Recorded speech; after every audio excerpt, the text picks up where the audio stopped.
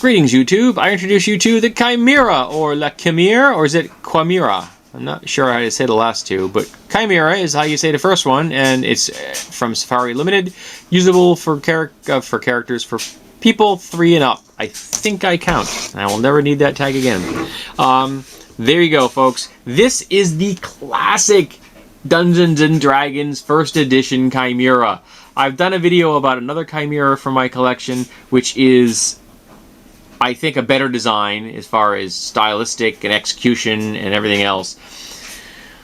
And it's a wonderful interpretation of the Chimera. In fact, I'm looking at them on my shelf over there. But this is the classic. I mean, the triple-headed monster, or quadruple-headed monster, because he does have a snake for a tail.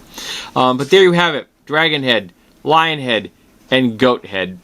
And this particular piece, I mean, it's not the best sculpture I've ever seen done on a figure, but it's still quite interesting because, you know, they're trying to bring these 3 different body types. So you got a dragon claw here, and you got a goat's foot there. I think that was kind of well done. And you have the lion in the middle, and the back feet are of this character, or of this figure, are of the lion. I think they did a decent job in here. I really do. There are nice touches for actually the snake here. Has a nice dynamic pose. Its body isn't just straight up. It's got a little twist to it. I kind of like that. Mouth agape, you know, looking highly dangerous. I think the wings are fairly well done. They have a nice look to them. And this little wing claw, like you see on a bat, was quite well done. And you've got a hole here, which is intentional, which is a nice bit of battle damage. I quite find that attractive. The goat looks annoyed. You know what I mean? He's just like, meh, meh, grumpy goat. The lion, though, look at the lion's face. He just looks worried.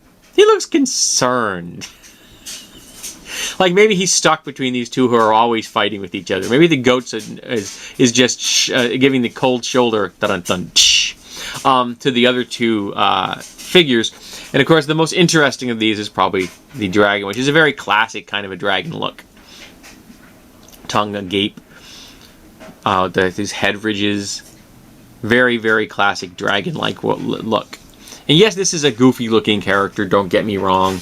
But it would be awesome to dump on a table for miniatures. If you remember how size the miniature is going to come up to about the open mouth of that lion. So this would be, you know, a dragon-scaled Chimera, and that would be that would be something that any group would be terrified of. It's the Chimera. It's the greatest Chimera of them all. But definitely, I like the character, and I picked him up inexpensive. He hasn't even made it into the latest bargain video I've done. I don't have enough to make one yet. But I picked him up on sale at Michael's for $8.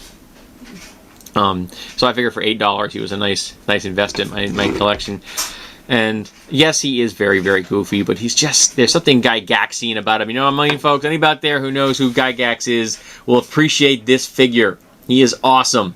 And everyone should go out and get one and add it to your collection. And just because he's goofy fun.